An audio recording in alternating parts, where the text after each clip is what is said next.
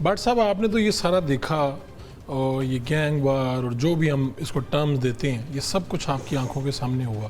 ابھی یہ جو ریسنٹ قتل بھی ہوا جاوید بٹ والا, اس سے پہلے بھی احسن شاہ پولیس کی اس طرح سے کہاں پہ ہوتا ہے, پولیس کی لے کے جا رہی ہوتی ہیں اور جو پریس ریلیز جاری کی جاتی ہے, کیا اس وقت کیا دیکھ رہے ہیں, امکانات کیا ہیں, خاص طور پہ یہ ریسنٹ جو مرڈر ہوا ہے اس کے بعد آپ کیا دیکھ رہے ہیں, یہ بات کس طرف نکلتی نظر آ رہی ہے؟ اصل میں دیکھیں کہ یہ جو کہا جا رہا ہے کہ لاہور میں گینگ وار شروع ہو گئی یا دوبارہ سے ریوائیو ہو گئی, یہ کبھی رکی ہی نہیں تھی.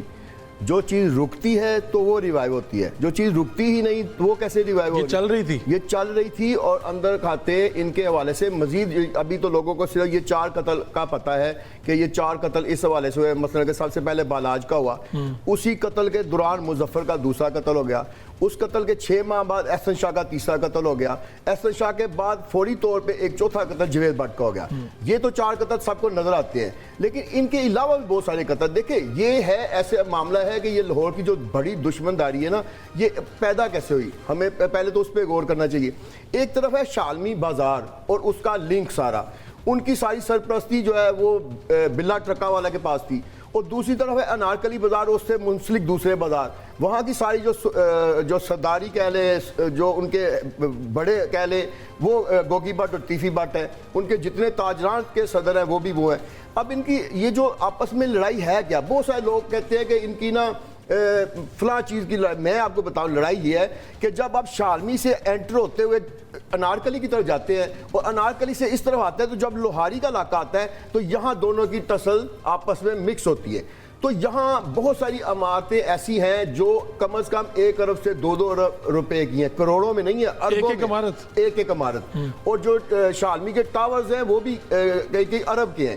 اب ہوتا یہ ہے کہ وہاں کے جو مقامی تاجر اور ڈیلر ہے نا, وہ کہتے ہیں کہ جی ہمیں مثال کے طور پہ ہم کہتے ہیں کہ گوگی بٹ پارٹی نے نا ہمیں 50 کروڑ روپے کا وہ بیانہ دینے کی آفر کرائی ہے. تو وہ دوسری پارٹی کو کہتے ہیں تو یہ تو سستا لے کے جا رہے ہیں. وہ کہتے ہیں ہماری طرف سے آپ 60 کروڑ کی آفر کر لیں.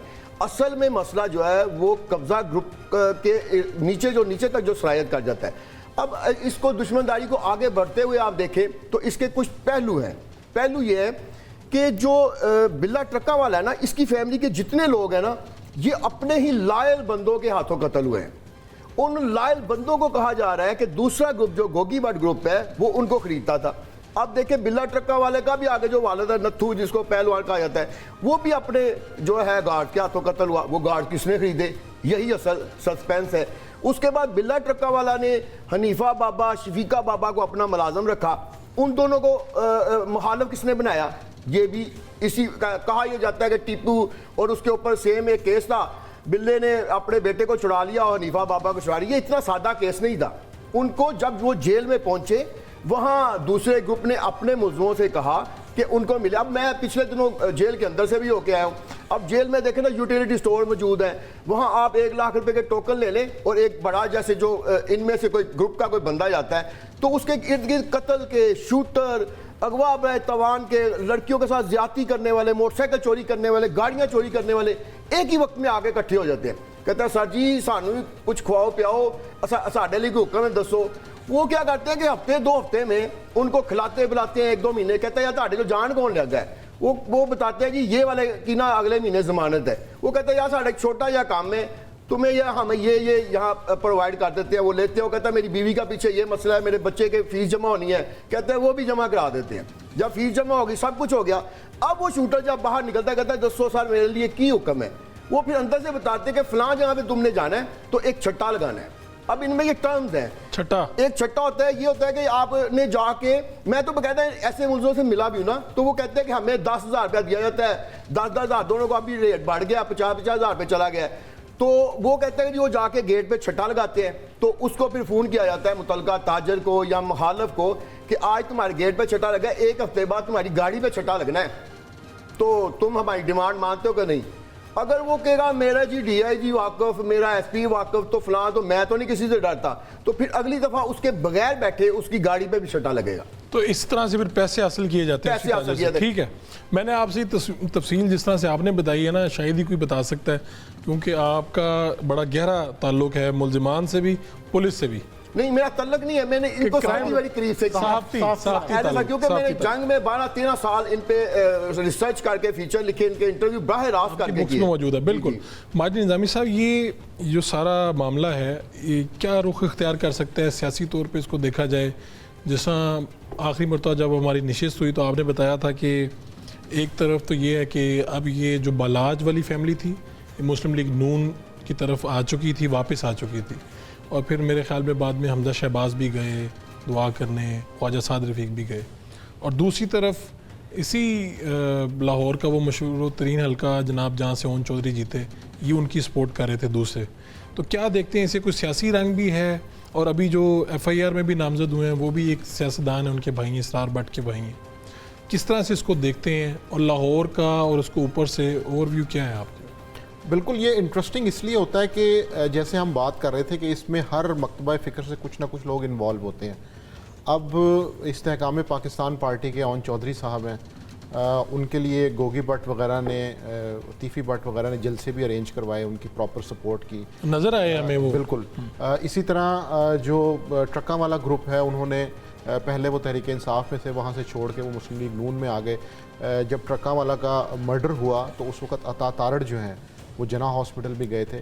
تو پولیٹیکل لنکیجز ہوتے ہیں, اس سے ہم انکار نہیں کر سکتے, ان کو پولیٹیکل سپورٹ بھی مل رہی ہے. اور اسی وجہ سے ہم نے دیکھا کہ لاہور کے اندر کچھ ایسے ٹرانسفرز بھی ہوئے کہ جن کو لنک کیا گیا کہ جی یہ مقدمے کے اندر سے زور کم کرنے کے لیے اس طرح کی باتیں کی گئی ہیں.